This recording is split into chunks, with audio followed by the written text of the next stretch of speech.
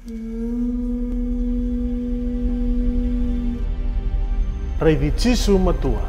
na porca ramo e vakarotaka na wala liu ni lotu esele eviti. Rei Tisu matua, e na non ravenga ravi na wuni wala leu ni lotu esele eviti. Nei taltala epi nei riva kandeo bosa.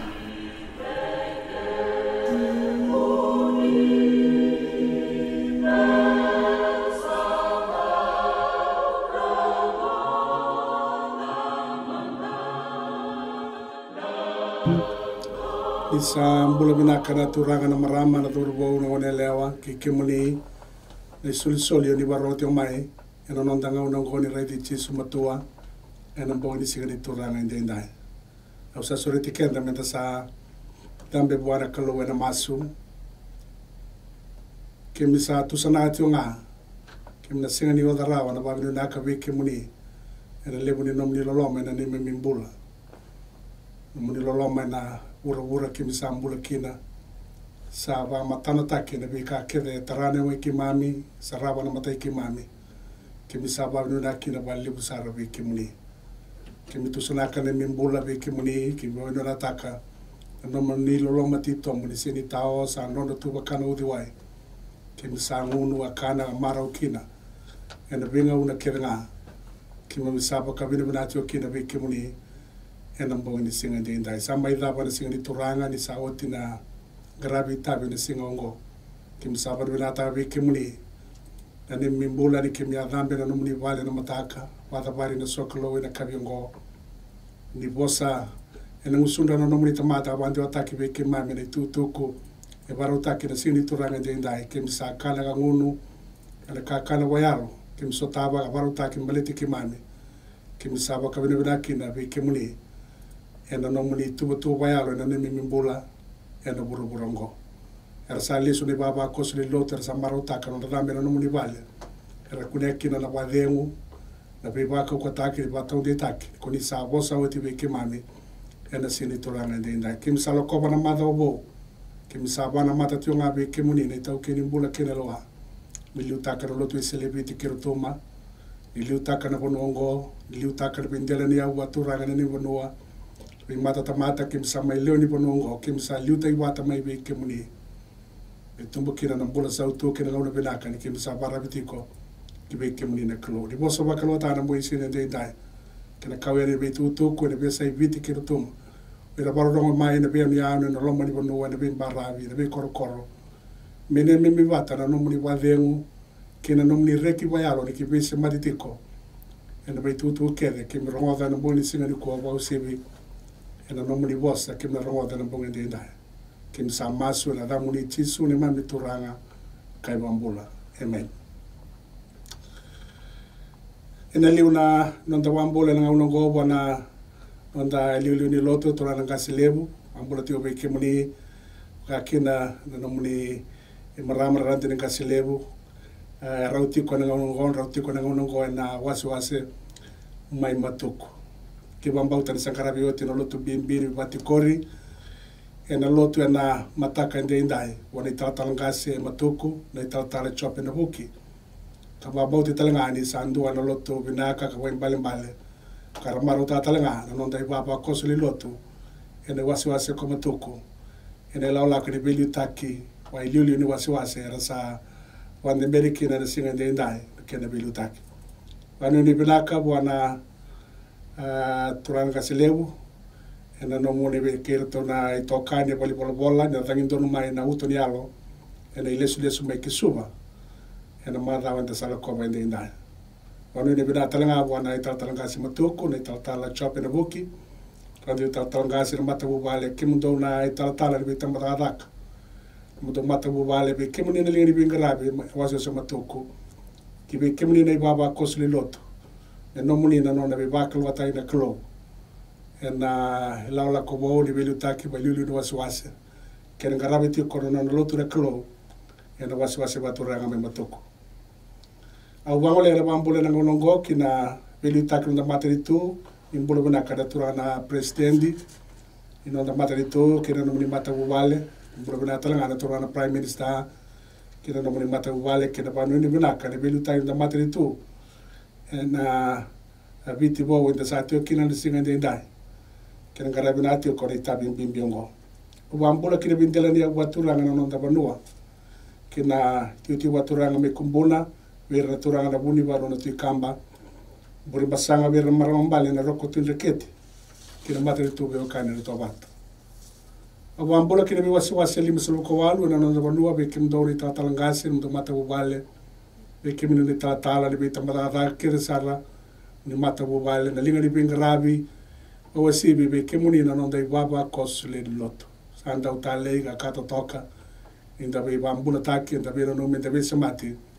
era nonda ngauna bakango be kemuni na liulien mi mata loto ba Kristo kemuni talangana kena songo lin loto enda dua bata na ta bimbingo na nonda banua ka usa bambula tio ani be kemuni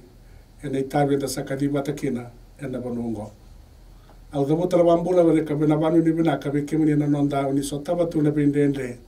dundu ye bunga be kemuni ni durutu onde vale ni bola be kemuni ni ngaraviti ko na nonda be tio ko ni bando doru taki be kemuni ni tawi mate be kemuni ni be suki kapaudi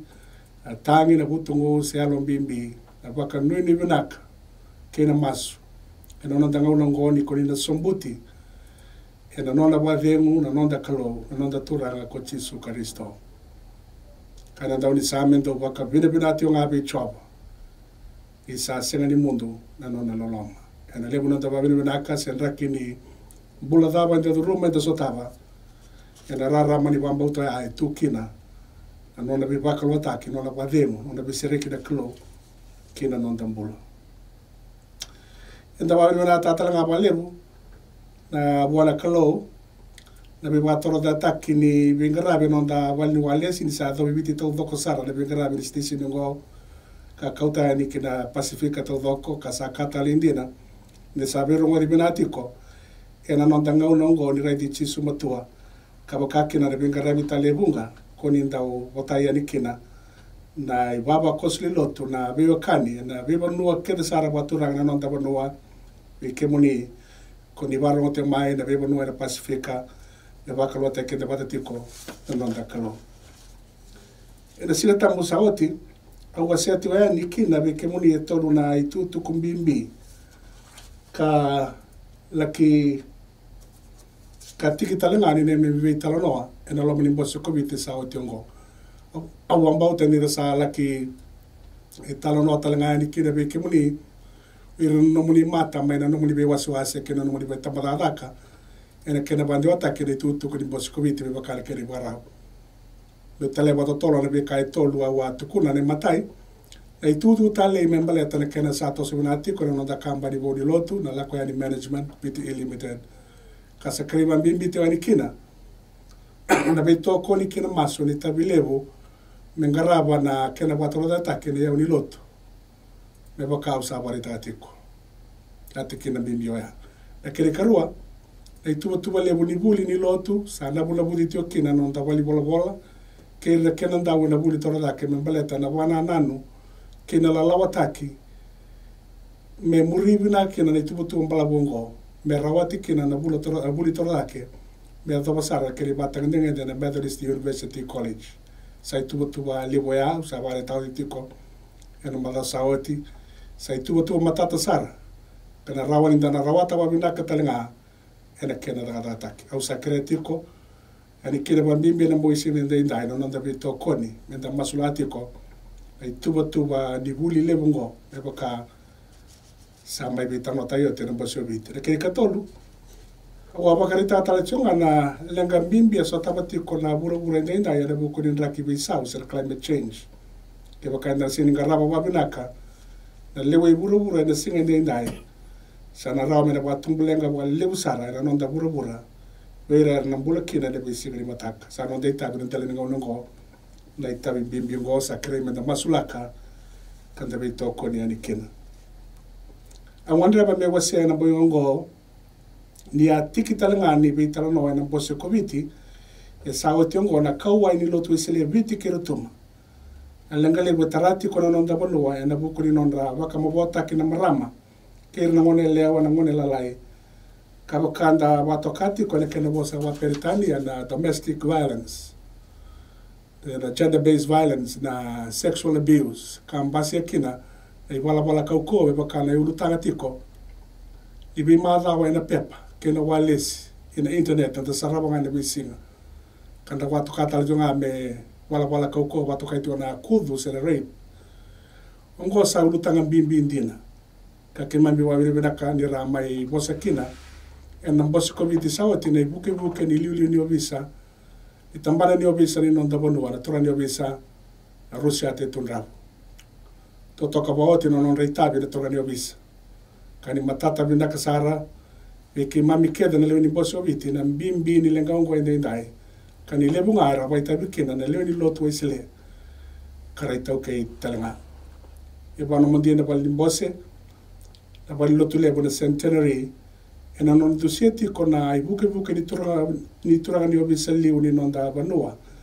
na lenga le bongo katukina na itabi lotu isle viti kirutuma ena singa ndai enda kadhibi batatiko ena itabi bimbiongo endina mbeka ninda sa liwele bono lotu isle ndon ndaliwele bono lotu isle karlaila ibe batalotu lalai era tu viti ena itu kundina nga kambimbi menda wasia batende ndai ena nonda masuti menda dada bata we taurilinga kanda masulaka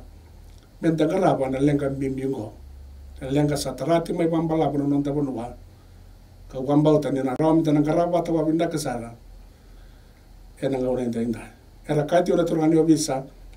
ilenga ngo etunga na kene wali na loto enda wambauta ni kandi na ngore ena nonda tumberi tiko na nonda ibaba koso mera leni loto binaka kawasi bituna nonda bola ni vikla ke tiso na liuli lebri loto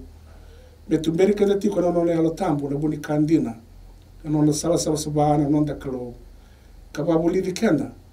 nonda rokoba kandoka na mbula ni tamata kedla se turanga se marama se darubo se ngone lewa se soli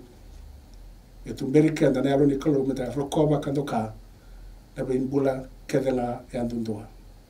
menda bono takichisu wale usara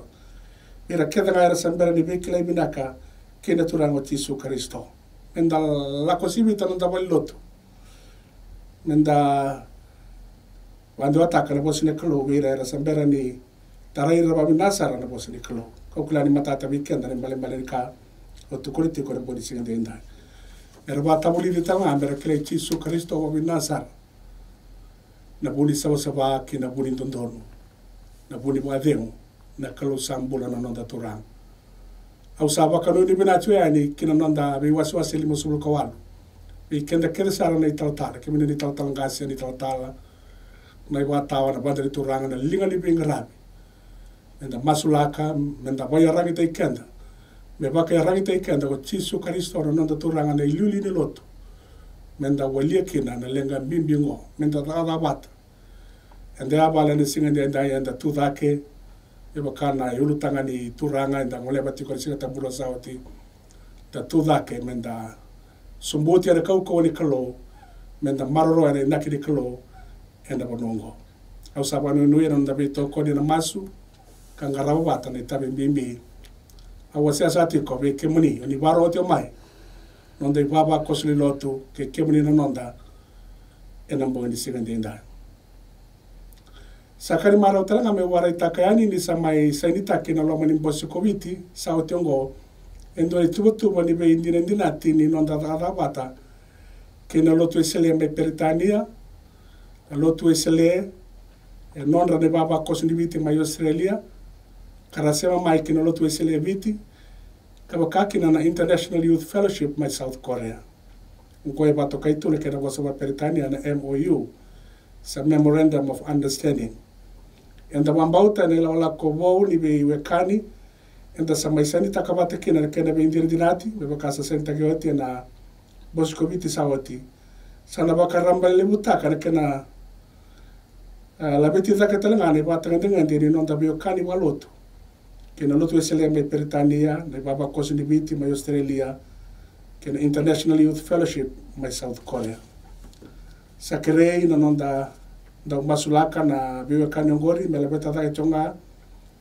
na wasibi ni da kani kalo de besa ibura inda semba kina balotu kame tumbu chonga na matari turi kalo na nonda mbula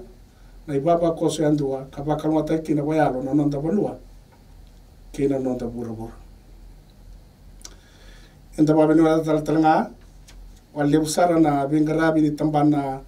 ibaka uitutu kuni nonda lotu eselevi te kerutuma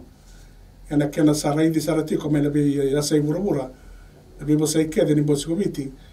ka bakautiani ena live stream to toka na tikinongo ongo sandu ana da wisau sau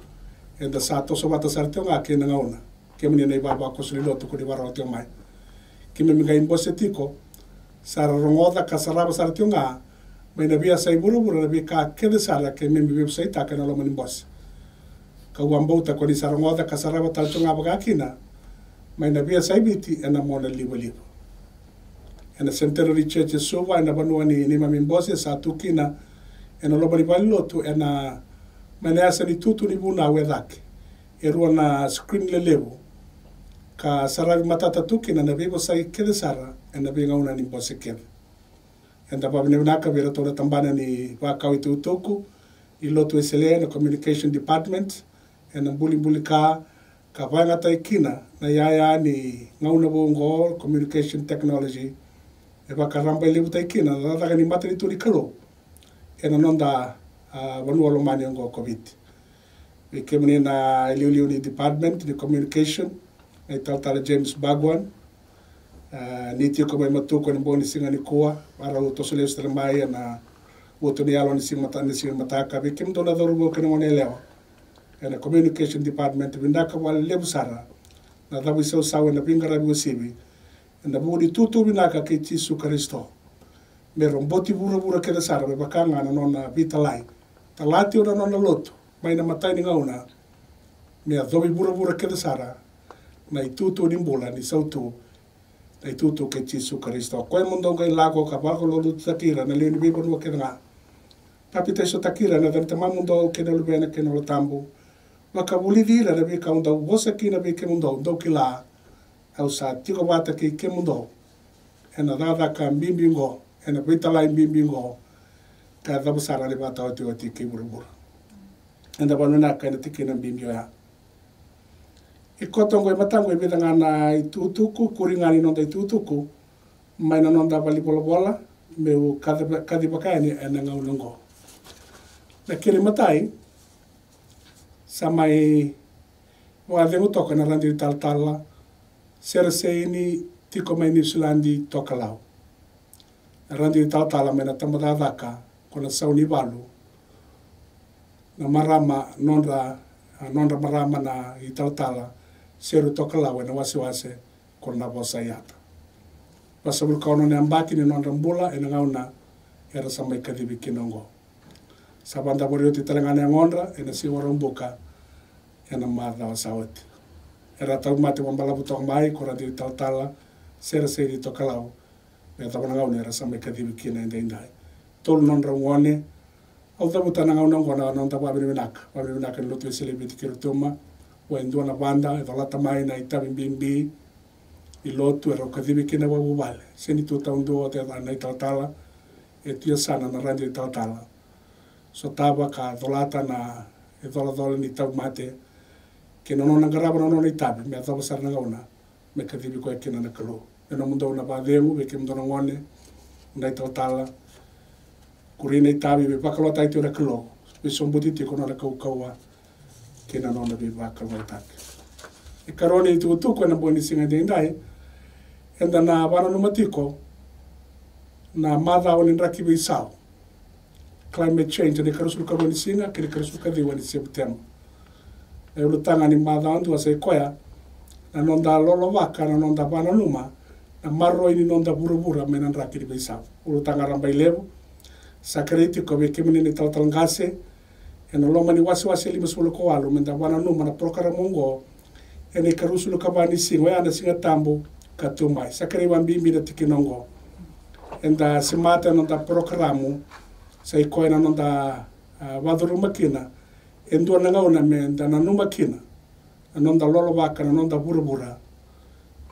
ena ndakini be sao sera climate change enda so tabatiko ena ngona denda na programa ni mada ngori sa tio talanga ina website ni nonda lotu www.methodistfiji.org. Koni sakere nanda waka itutu ko communication officers. Ni be wasiwasi lima sulu kawalu. Ke rao moni be buke ena kena kabale le na itutu ngo vera na talatala ke ira na ibaba koso le ni lotu. Ke baka ko ni ngandreba na matala lai ni tikina ngo be kemeni na nonda ni barote ni boye mena boisi ngande ndai. Ninga be tarataranga mai be to na communication department ni nonda lotu. En na pali bola ni nonda lotu esele esuba. Au sabi taka na no moni be tokoni ana tikina bimbingori. Ai tutu ka taraba mai na tambana ni Ningele suli mapanua kina lotu esele Land Registration Department. Tutu ka liwa kina waswase baturanga komaduata sa andei tionga na iloko ni to yade ani ni mataka. Sana biutu ani kona tobi na ono na kaloka ni mataka. Si moni tere katiri kawal ni singa na wala September runondolo tere kabitu. Kuni sakre bambimbi sana turanga turara lebu turana talatala. Ibi tamadada kemina turanga ni tau ke Ningele. Me vale weni babina kana fomu Ningele kena matata. Na yala le Ningele suli babanua kina lotu ena ndela Ningele. Ebo kasa ana kere sarungodi ena mbosu komite sa wationgo. Na italatala saruni taba wangairatu na buni bola ni tambana Ningele suli babanua kina lotu waisele. Yo tingani tutu kana boli singandi ndai. Era to sana beauty tio ni mataka na dauruo era kadhibi kina rada kanibita ngoma kini mbula sautu ena Golden Heights my Syria. Era sana la ngole te watakeira na nonda italatala se nonda italatala dauruo ena ila longo na italatala choweli mawi ena ila la koni bita ngoma kina tokalu eloma kina panua Syria ena Golden Heights. Era biti te ko na sin matak. Wanu ni binaka ni total ke kemu do na turanga na marama na daurubo ngone le oni tikini lola ko ni laula bimbi ni betango maki ni bula sautu ena nonda burbura. Se ko sa ni tutu karawa ni weekend na boli singa ni ndai oni takani na bakalunga takana klo. Tabe tutu ke dengore na no moni barro ngoto mai kena ni masulaka enda betango taka. Enda bese mati ke ndona ka eseni matata ndona ka ni batar kina ninge bitarataranga mai ena nonda pali bola lewe suba lotu esele biti kirutuma au saratini ana nonda ngauna na boni kikuwa na ndona ibanga mayalo legaleka me daba ke nonda ngaunongo ena choni wasendu atikini rusa bulukadhiwa kato wango da posa ni choni ni sandu si tisu ni salamai. Raida na lami ni kalo. O koe sa kautatani na non rei bala da na lewe bura kira. O atura toka ni siga tambu sawati ni ndao ti tombu na rai baka ibola tambu ni choni. Ndao tale ni ndaba kelia menda rawata na kene mbalimbali. Era baka tauto bala taka na buku ni bola tambu na ibola ni choni baka na ikeli. Ndao tunga na ikeli na beulu ni manua de sara. Inda reida sombo na bura na ikeli seni tambongo wa endona ka. Seni tambongo e matane endona ka. Ni reida talanga na mali walala e na lo malangi dake. Era kana buko ni aloka ni matana na ikeli. Era oni sotaba na rama seni lo malangi. Ka seni endona ka e bua me reida. Ka sarabi naka na beika kedanga. Ngori na wata utawata era kaya kina na buko ni bola tambo. Ni bola ni choni sena kospeli ni choni ninda wilika. E tasereka matata sara. Na bura ni kalau wenda mbula kina. Kena inaki bi kendra tamata. E kadhibi kenda kina na kalau wenda bura ngo. Kanda sara matata talinga. Ninda dangaba ya ni nolo malangi. Kena veika wakalo we varau taka na kalau. Wata ikoya. Mai lo malangi. Membaleti kenda na tamata. Kena nonda wambula ye bura. Ngori na yabu kau katunde endaba koto kina na bosi ni kilo e nonda tiko na boni singa de ndai. Raida na lami ni kilo o kwesa kautatani na non rai bala da na lewe bura kena. Wakatuna tira siya tamusawa tini ongori na ndendre wata ya sota wati kona tamata. Itobole na turango chiso me tukuna yoko ya na mandai nimbula. Bala taranga indusi na tamata karakaya mandai nimbula wata bende yoko ya lube Joseph amai Nazareth. Ya nele sonende indai ma indusi ko ya kochoni vera tamata. Yoko ya ngo na mai mbokoda na non rei wala da na lewe bura kena. Rawa me rataronga tala tamata ena siwa ya senga beka ni okwengo na lubi Joseph me Nazareth yanda wabi benaka ni koira na ibaba koso e vosa tiko vera kochoni ena non dale soniongo e randua tani me vera na lewe lima na undolu enda rongo de na mada sauti koira na ibaba koso e vosa tiko vera kochoni ena muinda indai e sa tasere kama matata esa tasareka kama madala takatalenga ba matata sara kochoni vera se ko dei ko chisu kadaba talenga ni mbale inona lako mai kiburu chisu ngori andarai da na matai ni lima na tikina ena wasendu ana wasini bolongo ba madala to kochoni ko chisu na bosa na logos na bosa na kalo na logos na bosa ko ya ambula mai liu na kalo nganda bosa seni laurai o koe ngana bos. Kapanga tati ko kochoni na baka samongo. Kandu si chisu ti no koe ngana kalo na bos. E nei wate kibu sambula o chisu. E rau sa tiwa wate kina kalo o chisu. Kasa kalo o chisu. Sa sininduna ka embuli na burubura me senga nimbuli ya ko chisu.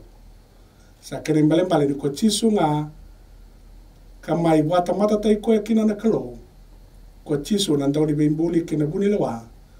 Na kalau sambula sa tia wate kikenda. Kemani na abakoso ni barongo te mai na boni singa de indai. Ene yalo yalongo e matata wa singa lebukina ki beira tamata na singo ya o deyo chisu. Adaba na mbali no na lako mai ki burubura. Ene bea madalongo ni choni e ramarotaka e bunga sarra tamata na inakitito munu na lako mai na kalo ki burubura e nambula ni chisu Karisto. Raida na lami ni kalo. Ko esa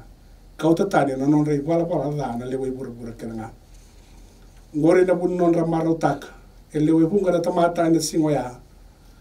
i vai mbale bira na taka lebre bi bambulai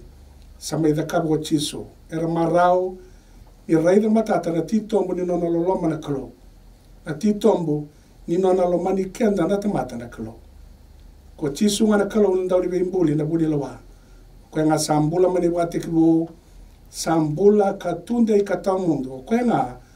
sa wambula iko kia mai non dai bala da raida na lamini kalo ko ya sa kautatani non rei bala da na lewe bura kana ngo sai tutu ni mara weekend na boyongo sai tutu ni reki tutu ni visreki sai tutu ni mbula sautu weekend ta mata kana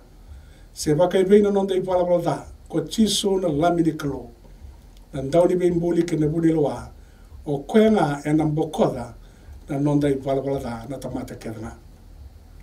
I tako sotiko na varanda ni vale ni lotu ko Jimmy Hale e nduna turanga i tomo kau a ka borobora. Kanda ukila i rakoro lebu ko Chicago me Amerika. Ina rere baki nona i wala. Ka sina i wana matene na boni simaya. Ngai rongoda na varanda ni tolo ni sala tako sobale vali lotu na koro lebu ngo e na bongi ngo.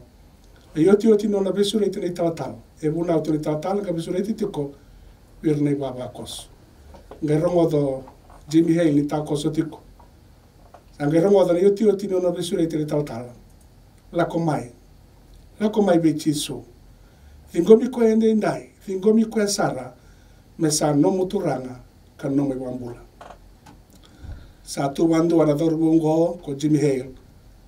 Ka wambauta ni sa bosa buana kalo na boyongo. Sa ngole ani na wali lotu, ka thuba sombu, e na vai koea na itautala, ka tangi e watu sana no na wala da wana kalo, e na matana na itautala. E na mboyongo sa vingomi chisu kina, ko Jimmy Hale. E bukida ko chisu na no murarawa, na no mutangi me marau. Na no munuinga wangawa, e na bukida me no mubadheu. E na bisa utaka na nonda mbula i wala da, me sambula wo ni be kilai ka be ka di tau mundu ke na nonda kalo sayado ko Jimmy Hale me sandua anda ni be siko kila ilevo social worker vera kai be surere ba ki mai Chicago kasa vale sua e bunga sara na turanga na marama na dor wono ngone lewa e tauto bate ki ko e liu na baro non rambula sa vale sua na Londra be Chiso Kristo kara sakuria tu na kalo na singa dinda indai sarau me no musinga ni mbula wata ki Jimmy Hale se venga na panua ko barongo te mai kina na boyongo sarau be ko na mbula bo ke waka ko sabam bauta indai ilo mani ko na kalo o kwena bune lako mai kina ki burura e mai bambuli kendra tamata mai na nonda i barbalda reida na lamini kalo ko esa lako mai e mai kauta tani na i barbalda ni tamata kedanga e burura ne ada ni kalo na tamanda kena luena kena lo tambo enda sato so mana mas na vale una no muni bossa ki minda we soki ka baudi kambikai ena beka e tau kira ni mimbula ni beka lai bata ke muni ki vare na kana no muni bossa na singa dai ni ndusieti ko beke mane e sei ke muni na lamini klo sa mai kauta tani ni mi wala da mi ki mi tamata ngala e ki mi ka ni tau mundu bata ke muni bossa wa kalmata no muni bossa vera rabarrongo mai na muni singa dai i bossa wa kalmata ni tutuku sa bango le viti ke rutu mambalata no muni lotu ke kera batolo da ta ke kena gravi e tu kina ne mitabi ki me rawata kina na mbula na wadengu kina marau i ki me waitai wata tiko e kena tarada kina no muni matri tu i maro ke mami na mada o bongo